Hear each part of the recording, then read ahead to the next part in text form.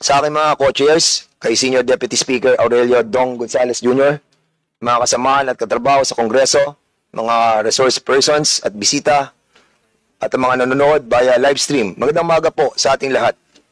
On behalf of the co-chairs and the members of the Committee on Public Order and Safety, we would like to thank the leadership of the House for entrusting us with this important task of conducting hearings regarding online disinformation in our country.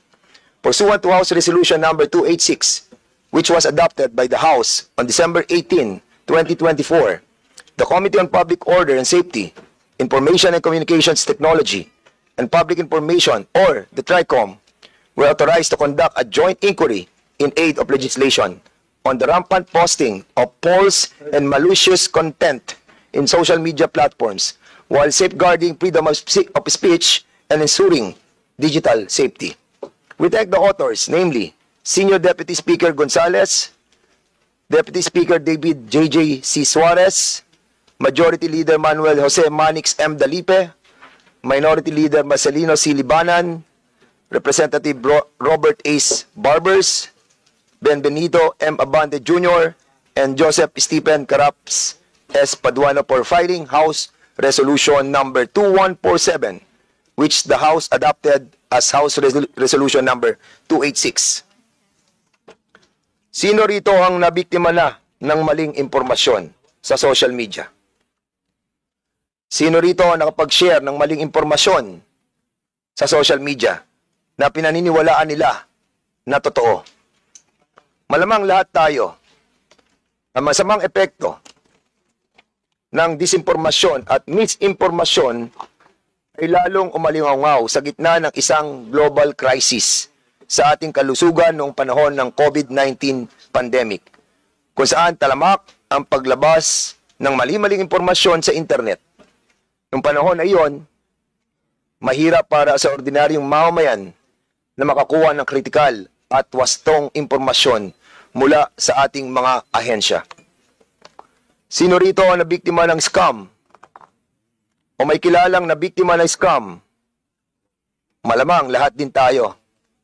Dahil sa social media, ang cybercrimes ngayon ay may tuturing na natin na mas madalas pang mangyari sa buhay ng isang karaniwang tao kesa sa mga common crimes.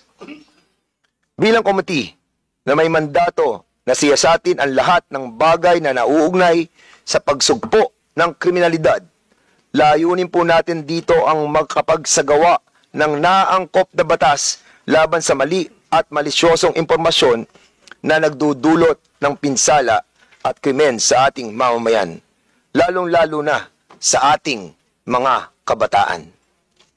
Napapanahon ang ating diskurso ngayong araw na ito dahil laganap na ang mga kasinungalingan at peking balita sa social media.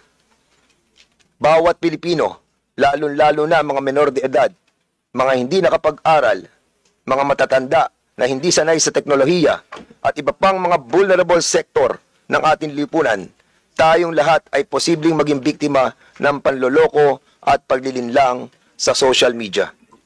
Isang nakakaalarmang sitwasyon sa social media ay ang pag-normalize ng paggamit ng bastos na salita, toxic behavior, haters, personal attacks o bashing.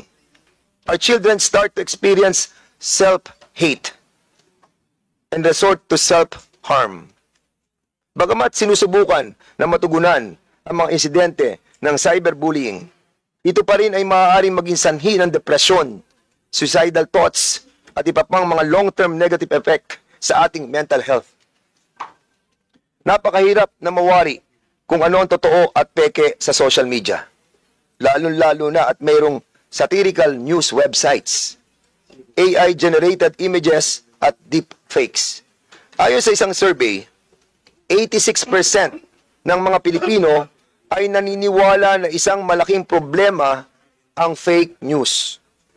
Ngunit mas malaking problema ang mga trolls na sadyang nagpapalaganap ng peking balita. Ang disinformasyon na kinakalat nila ay may tuturing na weaponization of social media kapag ito ay nagdulot ng karahasan o naghasik ng pagkabitak-bitak ng ating lipunan.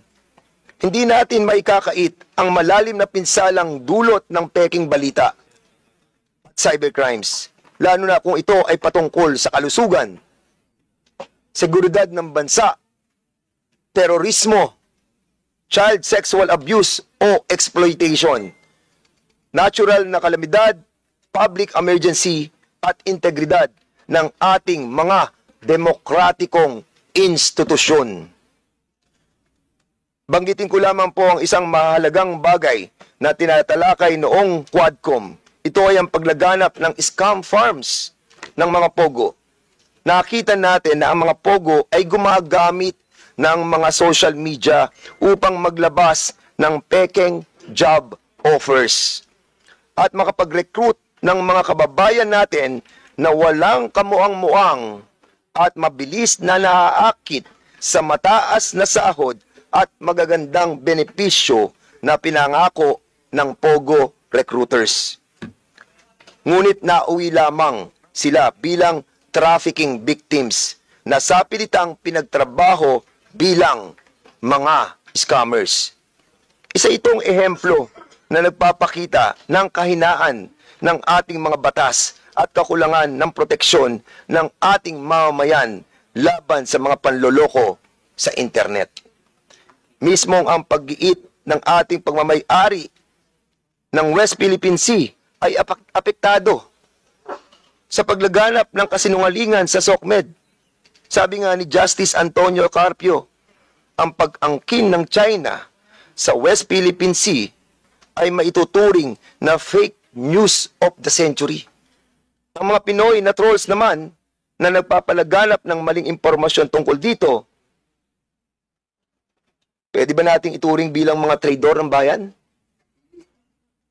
Marahil ay kinakailangan nating amyandahan ang ating mga batas, unang-una na Republic Act number 10175 o ang Cybercrime Prevention Act of 2012. Marami mga panukalang batas ang nilagdaan ng aking mga kasamahan sa Kongreso. At ako mismo, naghain ako ng House Bill Resolution number 543 na naglalayo na maitatag ang social media regulation upang maprotektahan ang ating mga kabataan. Kinakailangan natin ang mga makabago at naangkop na mga polisiya at patakaran laban sa disinformasyon. Kailangan natin suriing mabuti kung paano maitatag ang fact-checking at content moderation sa ating mga social media platforms. Higit sa lahat, kinakailangan natin magkaroon ng isang makabuluhang diskurso patungo sa online safety at digital literacy. Lahat yan sa bawat Pilipino. Sa pamamagitan ng malawakang talakayang ito sa Kongreso, maging layunin natin na magkaroon ng public awareness at makadagdag sa kalaman ng ating kababayan ukol sa disinformasyon. Hinikayat ko po ang lahat ng narito sa ating pagpupulong na sikaping makamit ang layuning ito. Sa inyong lahat, maraming salamat po. The next opening remarks, the one who deliver his privilege speeches, two privilege speeches in the plenary on December 4 and 16, 2024. Chairman Robert Ace Barbers, you are now recognized. Thank you, Mr. Chairman. This is very short, Mr. Chairman. As the proponent of the privilege speech that was delivered last year, with respect to the issues in the social media, allow this representation to deliver a very short opening remark, Mr. Chair. Magandang umaga, mga kasamahan, honorable colleagues, distinguished guests, ladies and gentlemen. We are gathered here today not to silence voices, suppress free speech, or curtail the constitutional right to freedom of expression. Instead, we are here to draw the line between responsible discourse and the deliberate, systematic abuse of digital platforms to spread lies, destroy reputations, and manipulate public perception. This hearing seeks to establish a regulatory framework for social media similar to how the kapisanan ng mga broadcasters sa Pilipinas or the KBP regulates television and radio broadcasters, and how the National Union of Journalists of the Philippines or the NUJP upholds ethical standards for print media. Our goal is to develop a code of conduct for content creators, ensuring accountability and ethical responsibility in this rapidly evolving digital space. While we uphold the constitutional right to freedom of speech, we must also recognize the urgent need for regulation to prevent the misuse of digital platforms. The lack of oversight has allowed vloggers and online influencers to freely spread harmful narratives without fact-checking or ethical accountability. To address this, social media platforms like TikTok and Facebook must be treated as legitimate businesses requiring a franchise or accreditation system. By holding these platforms accountable for monitoring and removing defamatory content, we can foster a safer and more responsible digital environment.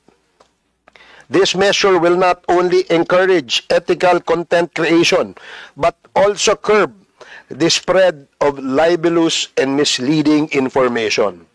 Just as traditional media operates under legal and ethical standards, vloggers and online influencers must also be subject to similar regulations to prevent the reckless dissemination of falsehoods. In recent years, we have witnessed the alarming rise of trolls, vloggers, and malicious online actors who, under the guise of exercising free speech, systematically spread fake news and engage in character assassination. These individuals and groups, operating with seeming impunity, have poisoned public discourse and in many instances tarnished the reputation of those who dare challenge their narratives. Despite the existence of laws such as the Cybercrime Prevention Act, Filipinos remain vulnerable to online deception, harassment, and digital attacks that threaten not only individual lives but also the integrity of our democracy. The reality is that these network of trolls are not simply expressing opinions. They are engaged in a well-orchestrated, well-funded campaign to spread disinformation, manipulate public perception, and destabilize institutions. The sources of funding for these operations remain in the shadows, possibly linked to illicit activities such as POGO operations or criminal syndicates. These financial resources are weaponized to create chaos, erode trust in government, undermine the media, and weaken our democratic foundations. Ironically, but not surprisingly, none of these actors speak out against China's aggression in the West Philippine Sea, proving our suspicion of illegal foreign funding. Let us be clear, this is no longer a mere issue of online criticism. What we are facing is a calculated effort to deceive, defame, and discredit those who seek to uphold the truth. These trolls are mercenaries of disinformation, paid to disrupt, confuse, and divide. Their mission is to drown out facts, distort the truth, and silence those who speak out against corruption and injustice. We too have not been spared. As public servants, we have been personally targeted by these malicious actors. Myself, my colleagues, and even the President, we accept criticism when it pertains to our official duties. But it is evident that these attacks go beyond public accountability. Their true intent is to discredit us before the electorate and the people we serve through personal and baseless attacks. The Supreme Court in Labargan versus People of the Philippines, GR number 246824, citing the Kerr Jr. versus People in GR number 206015, ruled that, and I quote, offensive imputations against public officers do not constitute defamation if these relate to their discharge of official duties unless the prosecution proves actual malice. Defamatory utterances are malicious when made with knowledge that they were false or with reckless disregard as to its falsity, unquote. But this issue is bigger than any individual case, Mr. Chairman. This is about every Filipino who has been a victim of online harassment, cyber libel, and digital deception. If we continue to ignore this growing problem, we are failing the people we have sworn to protect. Social media should never be a tool for personal attacks or harassments or the destruction of reputations. Those who exploit these platforms to spread black propaganda, lies, and harm others must be held accountable. We have also received reports of vloggers soliciting donations under the pretense of funding their content, only to be involved in scams and online fraud. All this must stop, Mr. Chair. Today, we commit ourselves to finding solutions. We will explore ways to protect the public from the dangers of fake news and disinformation while ensuring that our digital spaces remain safe, ethical, and credible for future generations. Maraming salamat po, Mr. Chair. Thank you. That was 10 minutes. I thought 9 minutes only. it was short.